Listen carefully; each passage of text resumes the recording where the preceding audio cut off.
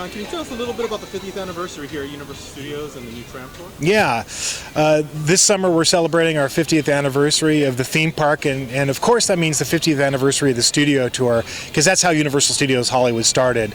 Back when we first opened, it was just the studio tour. There was a bungalow down on Lancashire Boulevard, and I think 3 trams and a few tour guides.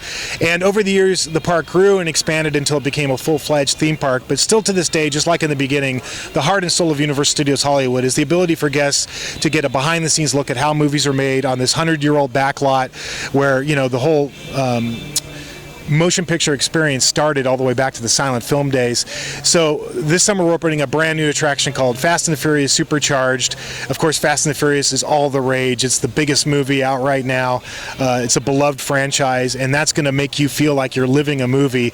But we're also creating a special nighttime version of the studio tour, and it's the first time we've ever done this, where we'll be sending trams out at night, and we're bringing our historic backlot to life, not only with lighting, but with live actors recreating classic scenes from movies and technology, projection, all kinds of things, to see the tour in a different light. So that's one of the questions that I've been getting from a lot of people. They're all excited about the nighttime experience. What is it? You've done the nighttime tour with Hollywood Horror Nights. Yes. Go down to the backlot. But what can people expect that's different than anything they've ever experienced? Well, it's amazing, you know, the power of lighting to set a mood, to change the way something looks. And, you know, kind of the classic example I'll use is Jaws. I mean, the Jaws attraction's been around a long time, since the 70s.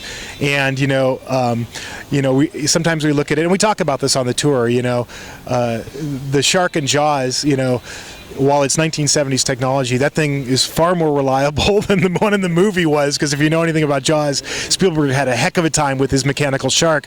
But at night, the drama and excitement of that, you know, increases 100-fold. And we're kind of recreating specific moments in movies with some of these sets. So in the case of Jaws, there's that great scene in the movie where Richard Dreyfuss has got his boat out there at the water. He's going to dive underwater. He's looking for Ben Gardner's boat. And that's what we've recreated. So there's a boat out there, and it's lit as if, you know, the divers are going underwater. You see the fin come out, and you see the reflections of that on the water. So it adds a lot of drama and excitement, even to things that have been around here for decades. But we're also using projection technology to bring sets to life. So we have a lot of props from the Jurassic Park movies, and this summer obviously Jurassic World opens.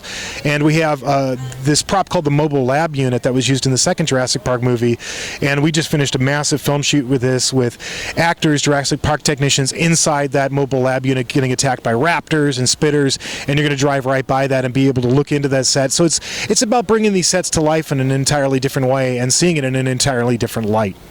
Well, and also today they're actually hiring for new tram drivers. Yes. We both at one time worked at Universal Studios Hollywood. I still do. You still do. You did the tram tour. Yeah, I was a tour guide. I started as a tour guide in 1989. So what advice do you ever give them any advice on things that you need to do?